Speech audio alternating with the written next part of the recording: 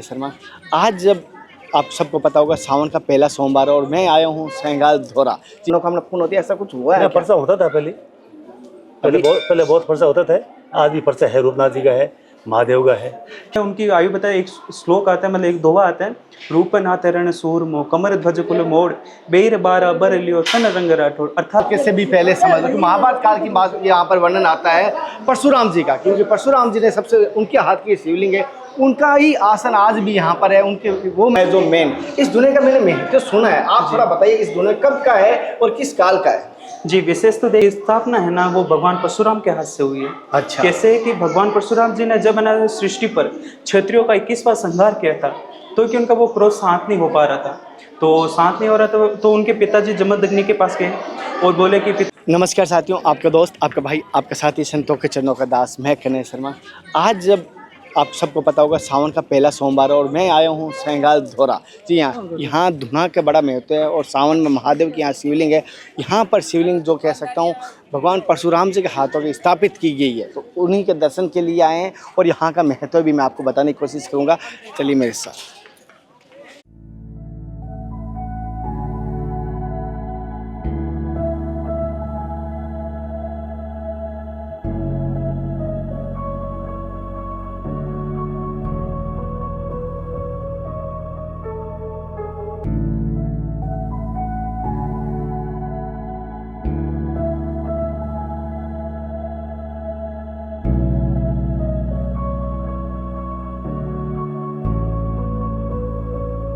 तो भक्त दर्शन करने आ रहे हैं यहाँ, इनसे हम थोड़ी जानकारी ले रहे हैं। तो इन्होंने भी, आप जैसे आप देख पा रहे थे, इन्होंने भी दर्शन किया, प्रसाद किया, धोख लगाया। हमारे यहाँ धोख कहते हैं।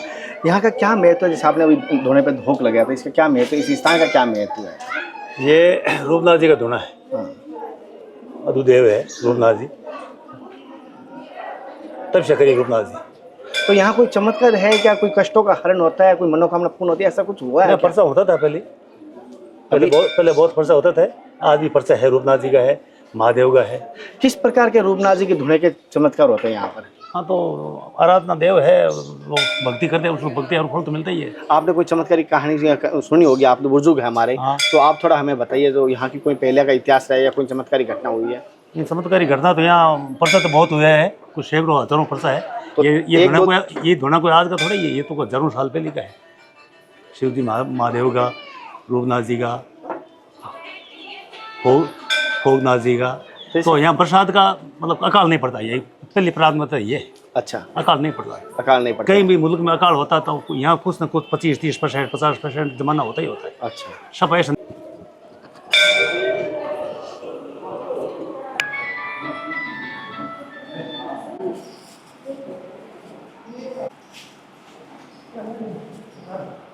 साथियों, धुने के दर्शन करने के बाद जैसे आप देख पा रहे हो श्री रूपनाथ जी के महाराज जी के दर्शन होते हैं यहाँ पर, और यहाँ पर प्रसाद होने के बाद परिक्रमा करने के बाद यहाँ से आगे बढ़ते हैं और मैं आपको बारीकी से यहाँ कोशिश करूँगा पूरी की पूरी जानकारी देने की।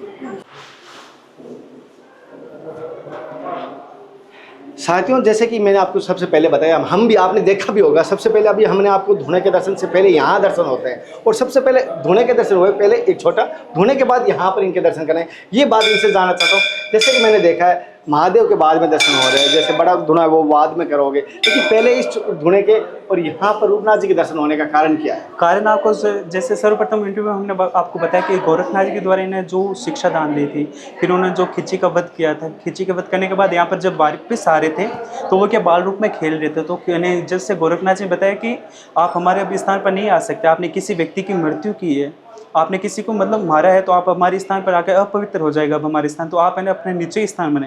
तो क्या रूपनाथ जी उस समय उनकी आयु बताए, एक श्लोक आता है, मतलब एक दोहा आता है, रूपनाथ रण सूरमो कमर ध्वज कुल मोड़ बेर बारा बर लियो तन रंग राठौड़। अर्थात कि उनकी जब आयु थी ना तो वो सिर्फ 12 वर्ष के थे जब उन्होंने इस चीज़ का बदला लिया था, अपने खिच्ची वंश का, जो उन्होंने अपने पिता को जो मारा था उनका बदला लिया।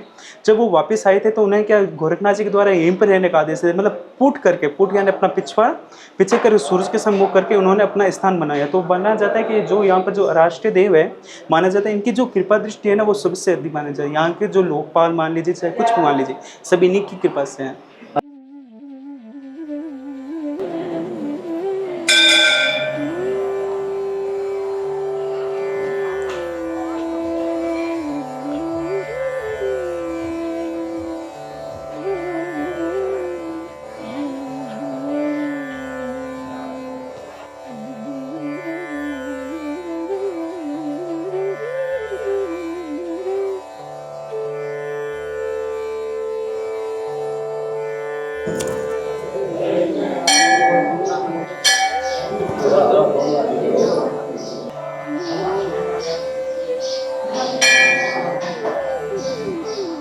साथियों, जैसे ऐसा दुर्लभ सौभाग्य हमारा है कि सावन का पहला सोमवार और आप सबको पहले मैं यहाँ के दर्शन करा रहा हूँ सेंगाल धोरा के, रूपनाथ जी के और धुणे के। और ये आप भी कर नहीं है, ये बहुत ही प्राचीन काल है। मैं कह सकता हूँ महाभारत काल के से भी पहले समझ लो कि महाभारत काल की बात यहाँ पर वर्णन आता है परशुराम जी का, क्योंकि परशुराम जी ने सबसे उनके हाथ की शिवलिंग है, उनका ही आसन आज भी यहाँ पर है उनके, वो मैं आपको दर्शन करवाऊंगा। और बाकी मुझे जानकारी ये महाराज जी से लूँगा, पंडित जी से लूँगा। पहले तो पंडित जी हर हर महादेव। हर हर महादेव, राधे राधे। राधे राधे। जैसे मैं आपसे ये पहले तो आपका परिचय बताइए, आपका शुभ नाम और आप यहाँ पर कब से? जी, मेरा शुभ नाम सचिन जोशी है और मैं यहाँ से 4.5 साल से हूँ। अच्छा।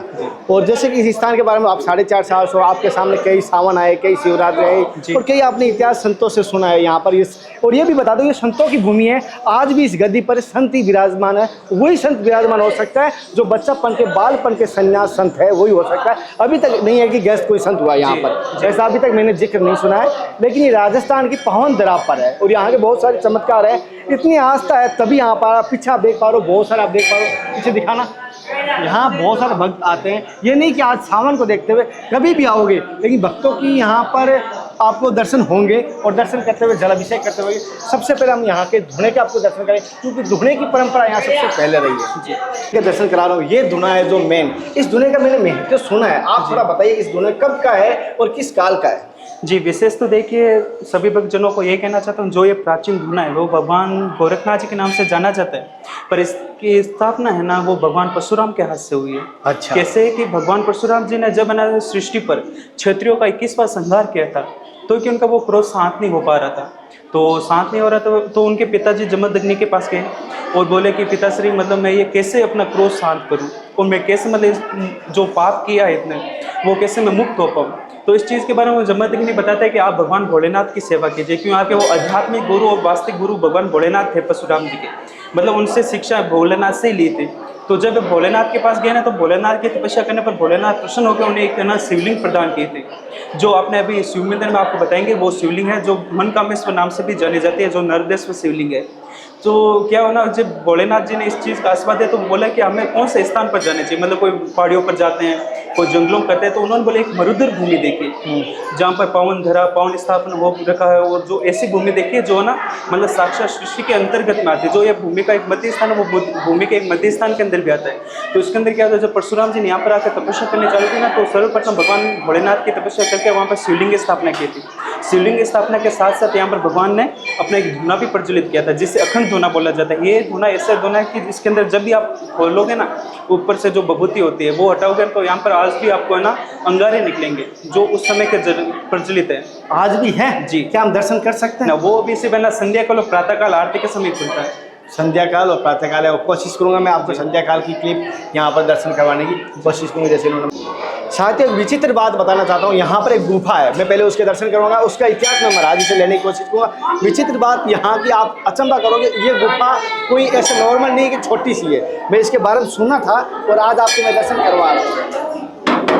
हालांकि इसकी थोड़ी सी है, और ये गुफा लंबी कितनी है, क्या इतिहास है, ये मैं बताने की कोशिश। इस गुफा को मैंने सुना बहुत लंबी है और ये कई जगह जाती है। जी, बात यह है कि भगवान गोरखनाथ जी जब यहाँ पर तपस्थली बनाई थी, तो वे क्या सभी जगहों पर गिरिनार, अलग अलग तत्व स्थान, तीर्थ स्थानों पर अपनी यात्रा करते थे। तो बताया जाता है गोरखनाथ जी ने यहाँ पर अपनी तपस्थली बनाए थे, यहाँ से अपनी यात्रा प्रारंभ की थी। तो यहीं से वो अपना स्थान छोड़ के यहाँ से अपनी कथा प्रारंभ की, और वो गिरिनार और अलग अलग जो हरिद्वार है, वहाँ पर ये गुफा का रास्ता अलग प्रकार का निकलता है। तो वहाँ पर इन्होंने यात्रा प्रारंभ की, वहाँ पर जाते वक्त इन्होंने किया वो गुफा का संकेत छोड़ दिया। तो फिर जो यहाँ पर इस गुफा को बंद करने का कारण ये हो गया कि यहाँ पर क्या है ना, एक बारात की टोली आई थी, बारात की टोली आई तो लोग क्या जिद करने लगे, मतलब बताया जाता है उस समय के लोग थोड़े हट्टी स्वभाव के होते थे, तो क्या वो इस गुफा के कारण बाहर जाना चाहते थे, मतलब सभी के अंदर वो जोश था कि हम कहाँ पर निकलती है देखना चाहते हैं। तो जब वो गुफा के रास्ते अंदर चले गए थे वो वापस नहीं आ पाए।